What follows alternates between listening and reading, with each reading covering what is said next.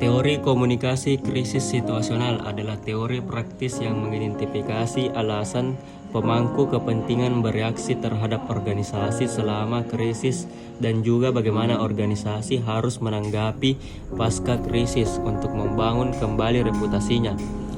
Teori ini sering digunakan baik dalam praktik komunikasi dan penelitian. Teori ini juga mengeksplorasi aspek lain dari hubungan antara organisasi dan para pemangku kepentingan dengan fokus pada konsep tanggung jawab sosial. Teori komunikasi krisis situasional dimulai dengan manajer krisis memeriksa situasi krisis untuk menilai tingkat ancaman reputasi dari suatu krisis. Ancamannya adalah jumlah kerusakan yang dapat ditimbulkan oleh krisis terhadap reputasi organisasi jika tidak ada tindakan yang diambil. Selain itu, Voss dan Oitzel juga menjelaskan bahwa terdapat 3 faktor yang mempengaruhi persepsi pemangku kepentingan, emosi dan niat perilaku yang terkait dengan krisis yang membentuk ancaman reputasi, yakni yang pertama, siapa yang harus bertanggung jawab atas krisis yang terjadi, yang kedua, sejarah krisis, dan yang ketiga, reputasi relasional sebelumnya. Manajer krisis mengikuti proses 2 langkah untuk menggunakan ketiga faktor ini untuk menilai ancaman reputasi. Yang pertama, menentukan siapa yang bertanggung jawab atas krisis. Melihat terdapat 3 jenis tipe krisis, yaitu yang pertama, menentukan siapa yang bertanggung jawab atas krisis. Melihat terdapat 3 jenis krisis.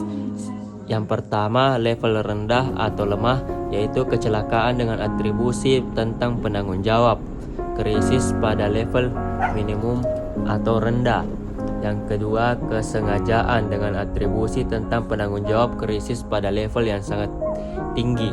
2. Menentukan apabila ada satu di antara intensifying factor, yaitu sejarah krisis. Keberadaan sejarah krisis yang terjadi pada masa lalu dapat meningkatkan ancaman krisis, di mana hal ini memperlihatkan perilaku buruk organisasi sehingga membuat stakeholder akan mengatribusikan krisis responsibility yang sangat besar. Prior reputation atau reputasi awal. Semakin baik reputasi organisasi sebelum krisis, maka atribusi krisis responsibility akan semakin rendah.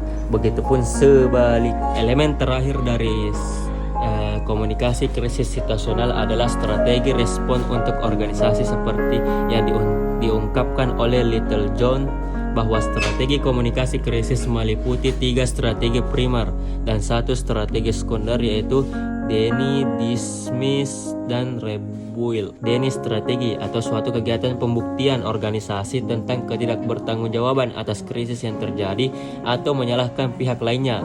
Terdapat 3 cara yang dapat dilakukan oleh organisasi. Yang pertama, Denny strategi, suatu kegiatan pembuktian organisasi tentang ketidakbertanggungjawaban atas krisis yang terjadi atau menyalahkan pihak lainnya. Terdapat 3 cara yang dapat dilakukan oleh organisasi, yakni A.